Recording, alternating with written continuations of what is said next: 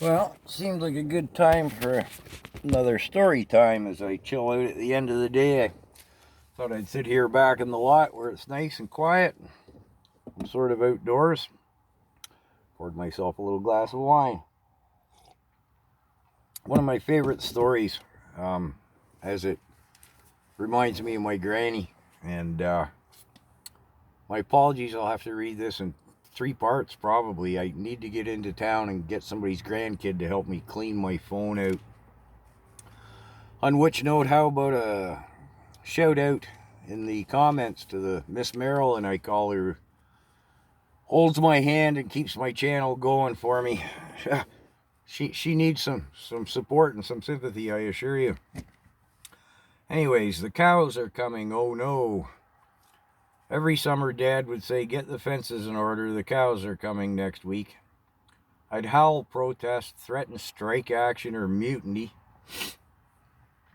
Offer up the foregoances of my allowance, anything, please not the cows, I beg you, not the cows. It has always struck me odd how a cattleman to a one will go on to no end as to how stupid and grievesome a creature the horse is.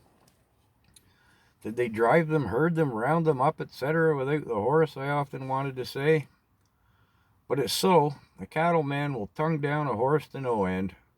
Now horsemen will not even talk of a cattle beast. The cow is not worthy in mention of the context of the noble equine.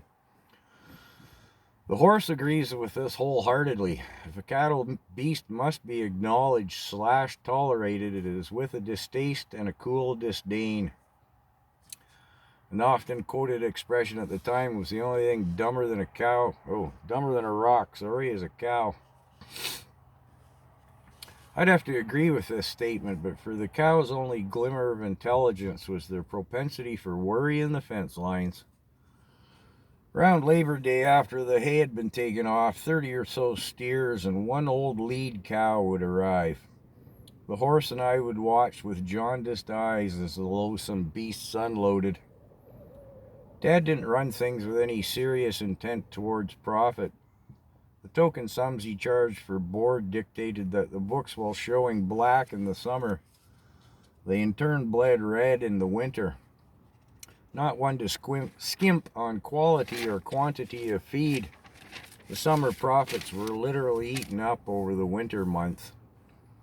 I'd whine and grumble about the cows, and Dad's response was they necessitated only a morning and nightly head count, and a wee bit more tending as to the fences. The revenue was just gravy. I'd argue that as I was solely responsible for the counting and not so wee bit of tending our dilapidated old fences, necessitated that some of that gravy should then come my way.